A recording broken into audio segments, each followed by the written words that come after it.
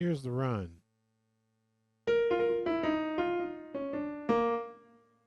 Okay, now this is going to work with a 2-5 progression. I'm going to do a 2-5-1 in B flat. So my 2 is going to be based off a C minor 7 chord, F7 chord, to the B flat major 7 chord.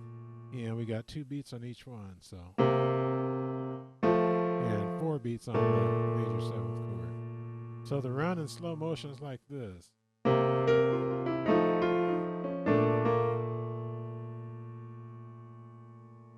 Here's the theory behind it. There's a couple of different ways you can approach this.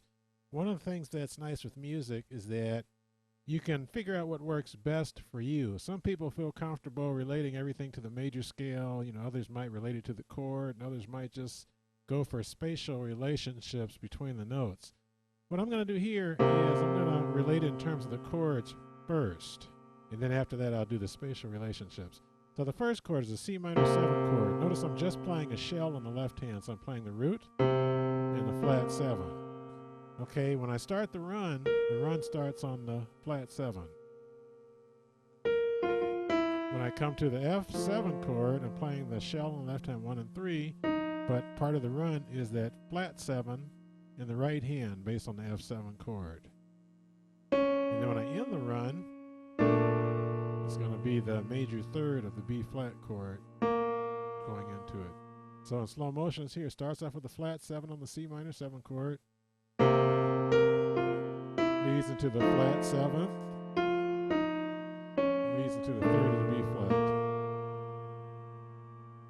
flat. Okay, so if you are familiar with music theory, then that's probably familiar language for you.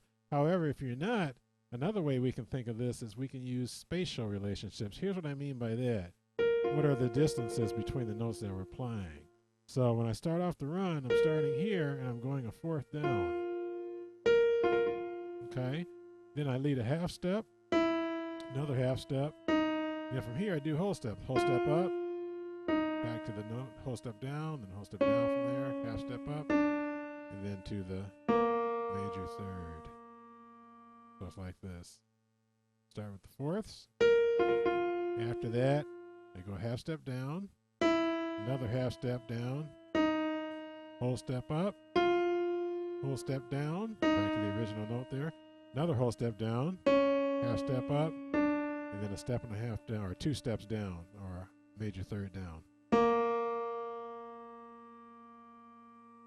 Okay, so it's best to figure out what works for you. I tend to prefer that way there because if I'm in the heat of playing, you know, you don't have time to do a whole lot of thinking. So you want to practice this until it becomes automatic. So that means practicing the run very slowly a lot.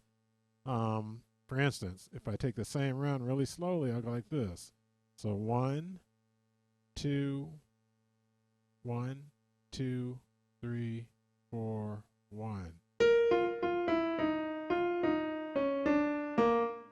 3, 4, 1. Okay, and then what I might do is I might just break the run down into little pieces. So for instance, I'll do this. Okay, I'll just start with that. Then I'll start with this. Okay, so again, I'll do it again. That's the first part of the run. Second part of the run.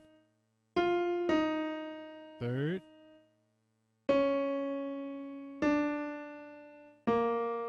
Okay.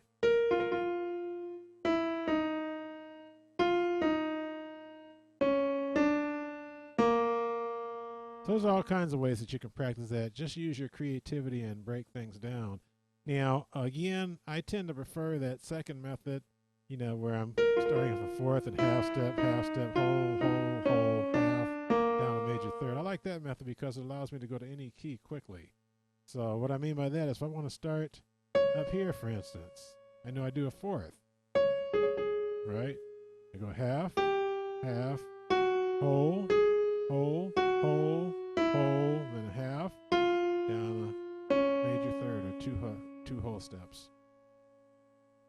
And I can start it anywhere. If I want to start here, same thing. Down a 4th, half, whole, half, down a major allows me to quickly be able to do the run starting on any note without having to think about the key that I'm playing in, because a lot of times you might actually play things and take the song out a little bit. What I mean by that is you might play the run in the key first, and you might play the same run outside in a different key and kind of lead into different places from there. So anyway, I hope you enjoyed this. If you did, make sure you come over to easypiano.com. I do have some free lessons that are available over there that you can sign up for.